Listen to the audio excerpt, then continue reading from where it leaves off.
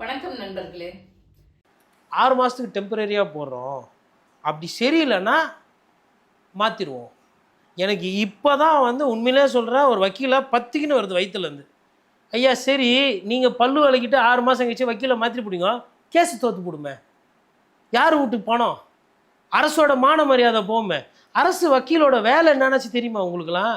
அரசோட சொத்தை பாதுகாக்க. நியமனம் எப்படி பண்ணணும் அதே சேர்த்து நியமனம் பொதுவாக எப்படி பண்ணால் அரசியல் கட்சியெல்லாம் இது உள்ள சேர்க்கவே மாட்டாங்க. சரி, ஏன்னா கோர்ட்டு இது எப்படின்னாங்க, டெய்லி அதாவது வேலையை ஃபஸ்ட்டு சொல்கிறேன் நான் அப்பாயின்மெண்ட் டெய்லி போய் ஜட்ஜு கிட்ட திட்டு வாங்குற வேலை கிட்டத்தட்ட.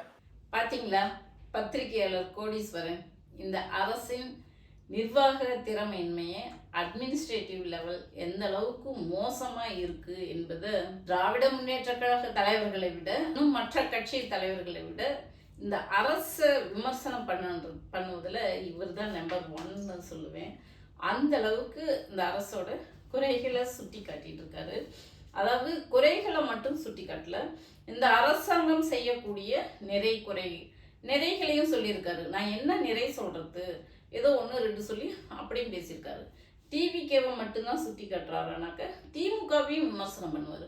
திமுக கிட்ட இருக்கிற நிறைகளையும் சுட்டி காட்டுவார், குறைகளையும் சுட்டி காட்டுவார். திமுகவை மட்டும்தான் சொல்கிறாரானாக்க அதிமுக ஒரு பத்திரிகையாளர் பணி என்னவோ அந்த பணியை அவருக்கு மனசாட்சிக்கு உட்பட்டு நேர்மையாக விமர்சனம் பண்ணுறாரு. ஒரு சில நேரங்களில் திமுகவை விமர்சனம் பண்ணினது ஒரு சில விஷயங்களில் எனக்கு அது மாற்று கருத்து இருக்குது.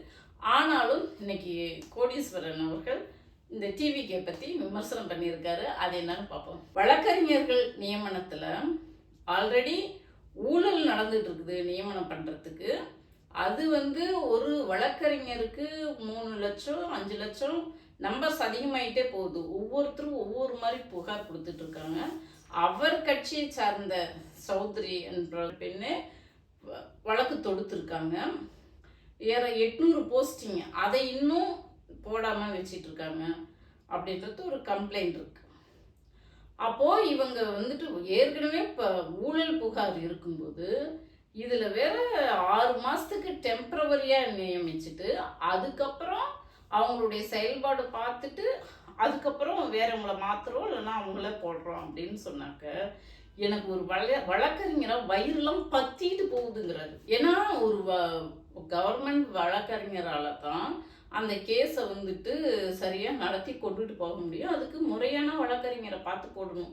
நீங்கள் டெம்பரவரி வழக்கறிஞருங்கும்போது அரசோட சொத்துக்களை காப்பாற்றணும், மக்களுக்கு நியாயம் வாங்கி கொடுக்கணும், சட்டம் லா பாயிண்ட்ஸ் தெரிஞ்சிருக்கணும். வண்டு முருகன் மாதிரி போய் கோர்ட்டில் சொல்லிட்டு போயிடக்கூடாது இல்லையா?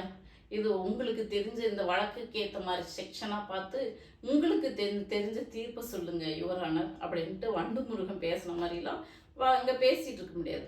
அப்படிலாம் சொல்லிட்டு போயிட முடியாது. அரசோட கொள்கை என்ன, முதல்வரோட கொள்கை என்ன, அவர் என்ன நினைக்கிறாரு அப்படிங்கிறத முதல்ல இந்த அரசோட கொள்கையை புரிஞ்சு இருக்கணும். அப்படிலாம் ஒரு வழக்கறிஞர் இருந்தால் தான் அந்த அரசுக்கேற்ற மாதிரி மக்கள் பாதிக்கப்படாத மாதிரி வழக்கு நடத்த முடியும். ஆனால் இங்கே இவங்க 6 மாதத்துக்கு டெம்பரவரின்னும் போது அங்கே சிக்கல் உண்டாகுது அப்படின்னு சொல்லிட்டு ஒரு வழக்கறிஞராக அவருடைய ஆதங்கத்தை வெளிப்படுத்துறாரு. அப்புறம் இந்த ஊழல் நடக்கிறதுல நம்ம ஆல்ரெடி பேசிட்டோம். 5 லட்சத்துலேருந்து 6 லட்சம் 10 லட்சங்கிறாங்க, 25 லட்சங்கிறாங்க. ஒவ்வொருத்தரும் அதில் ஆனந்தும் புஷி ஆனந்தும் நிர்மல் குமாரும் ஊழல் பண்ணிட்டு இருக்காங்க அப்படின்ட்டு அவங்க பேர் அடிப்படுது.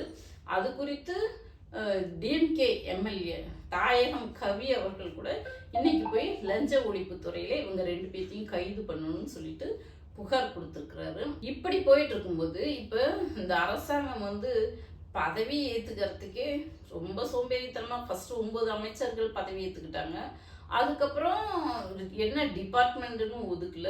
அதுக்கப்புறம் மொத்தமாக அமைச்சரவை 2வது முறையாக பதவி ஏற்கிறதுக்கு ஏறக்குறைய 1 மாதத்துக்கிட்ட இருந்தது. அது வரைக்கும் டிபார்ட்மெண்ட் அமைச்சரே இல்லை. அதுக்குள்ளே குறை சொல்கிறீங்க. நான் அவ்வளோ நேரம் எடுத்துக்கிட்டாங்க. சோம்பேறி அரசாங்கமாக இருக்குது. எதுக்காக இது சொல்கிறேன்னா, இப்போ இந்த வழக்கறிஞரை நியமிக்கிறதுனால கோயம்புத்தூர் கலெக்டர் போய் மன்னிப்பு கேட்டிருக்காரு. வழக்கறிஞர் இல்லாததுனால நீதிபதி கோயம்புத்தூர் கலெக்டர் கூப்பிட்டு கண்டிச்சிருக்கிறாரு. அதோடு மட்டும் இல்லை, ஃபைனும் கட்ட சொல்லியிருக்காங்க. அது கலெக்டர் போய் கட்டிட்டு வரணும் ஃபைனு. அவர் மட்டும் எங்கேருந்து கட்டுவார்? அரசு ஃபண்டில் இருந்து தானே எடுத்து கட்டுவார். அப்போது இதையெல்லாம் நஷ்டம் தானே. நான் யார் படத்தையும் தொட விட மாட்டேன், தொட்டவங்கள சும்மா விட மாட்டேன்னு டைலாக் மட்டும் அடித்தார்ல. இந்த மாதிரி நஷ்டம் ஏற்படாமல் பார்த்துக்கணும்ல. இது ஒரு பக்கம். இப்படி வழக்கறிஞர் நியமனத்தில் பல்வேறு குளறுபடிகள் அந்த அட்மினிஸ்ட்ரேஷன் குறித்து தான் அவர் பேசினார். அப்புறம் இன்னொரு விஷயம், இன்னைக்கு மிக முக்கியமான விஷயம் என்னன்னாக்க, அந்த காணொலியை காட்டுறேன் பாருங்க. பயம் அவங்களுது, அதுக்கு நம்ம என்ன பண்ண முடியும்? எனக்கு தெனாலி படத்தில் வர கமல் மாதிரி இருட்ட கண்டா பயம், வேலை கண்டா பயம், அவனை கண்டா பயம், இவனை கண்டா பயம், எல்லாத்த கண்டா பயம்னா நம்ம என்ன பண்ண முடியும்? தெரியாதனமாக 108 சீட்டை போட்டு விட்டுட்டு பயந்து இவங்க பண்ணுற இந்த வாஷிங் மிஷின் அரசியல் இருக்குது பாருங்கள். ஒரு ஐடியா நம்மளும் அதுவும் சொல்லிடுவோம். பயந்துக்கிட்டு வேணாம், என்ன சொல்லுங்கள், டீலிமிட்டேஷன் எக்ஸசைஸை கலெக்டர் ஒரு 4 கலெக்டர்கிட்ட சொல்லி இழுத்தடிக்க சொல்லுங்கள். கலெக்டர் இழுத்தடிச்சா ஜோதி நிர்மலாவால் ஒன்றும் பண்ண முடியாது. அதாவது தென்னாலி கமல்ஹாசன் மாதிரி எதை பார்த்தாலும் பயம். நிழலை பார்த்தா பயம், வெயிலை பார்த்தா பயம், தண்ணியை பார்த்தா பயம், நடந்த பயம், உட்கார்ந்த பயம், அவனை பார்த்தா பயம், இவனை பார்த்தா பயம். அந்த மாதிரி பயந்துட்டு இருக்கிறார் இவர். அதுக்கு பேசாமல் என்ன பண்ணலான்னாக்க, இந்த டீலிமிட்டேஷன் மறுவரை இருக்கு இல்லையா, அது தாமதமாகும்னு சொல்லி 4 கலெக்டரை அனுப்பிவிட்டு, இப்போ என்னால் இப்போதைக்கு முடிச்சு கொடுக்க முடியாதுன்னு சொல்லி தாமதம் பண்ணிவிட்டு, நீங்கள் உள்ளாட்சி தேர்தலை நடத்தாமல் பண்ணிடுங்க அப்படின்ட்டு அதுக்கு தீர்வும் சொல்கிறாரு. என்னன்னு பார்க்குறீங்களா? இன்னைக்கு விஜய் அரசாங்கம் ஒரு மனு போட்டிருக்காங்க தலைமை தேர்தல் ஆணையத்துக்கு. என்னன்னாக்க, மாநில தேர்தல் ஆணையர் ஜோதி நிர்மலாவை மாற்ற சொல்லி. காரணம் என்னன்னாக்க, அவங்க திமுக ஆட்சியில் நியமிக்கப்பட்டாங்களாம், அதனால் அவங்கள மாற்றிடணும் அப்படின்ட்டு பெட்டிஷன் போட்டிருக்காரு. இதனால தான் அவர் அப்படி சொன்னார். எதை கண்டாலும் பயப்படுறாங்க. ஏன் பயப்படுறாங்கன்னா, உள்ளாட்சி தேர்தல் வருது, இவங்க திமுகவால் நியமிக்கப்பட்டவங்க, திமுக ஃபேவராக செஞ்சுருவாங்க அப்படின்ட்டு பயந்துக்கிட்டு அந்த 108 மேஜிக் நம்பர் வந்ததும் சரி, புது வாஷிங் மிஷினாக இறக்கி இந்த மாதிரி அராஜகம் பண்ணிட்டு இருக்காங்க அப்படின்னு அவருடைய ஆதங்கத்தை வெளிப்படுத்துறாரு. ஏன் இவங்க போய் ஒரு தேர்தல் ஆணையர் மேலேயே கம்ப்ளைண்ட் கொடுக்குற அளவுக்கு இவங்க போயிட்டாங்க அப்படின்னு சொல்லி பார்த்தோம்னா, கம்ப்ளைண்ட் கொடுக்கக்கூடாது அப்படின்னா, அவங்க ஒரு இந்திய தேர்தல் ஆணையத்தால் நியமிக்கப்படுறவங்க. அவங்கெல்லாம் போய் இவங்களை எடுத்துட்டு வேற எங்களை போடுங்க அப்படின்லாம் சொல்லக்கூடாது.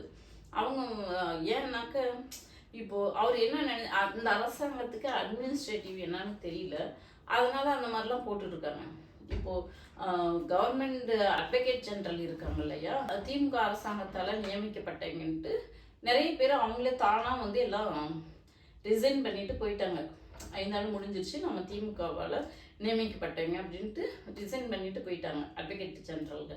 அதே போல் இந்த வாரிய தலைவர்கள்லாம் இருக்காங்க இல்லையா, இந்த பாடநூல் கழக வாரியம், இன்னும் மற்ற வாரிய தலைவர்கள்லாம் திமுக அரசாங்கத்தால் நியமிக்கப்பட்டவங்க, அவங்களாம் ரிசைன் பண்ணிட்டு போவாங்க.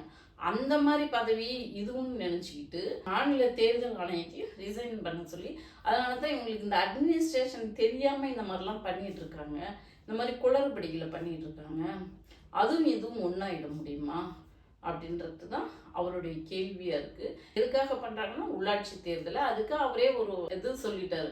நீங்கள் உள்ளாட்சி தேர்தலை பிப்ரவரி மாதம் நடத்தாமல் வேணா மார்ச் மாதம் வச்சுட்டு போங்க. அப்படியே அவ்வளவு பயந்தாங்குழி அரசாங்கமாக இருக்குது விஜய் அரசாங்கம்.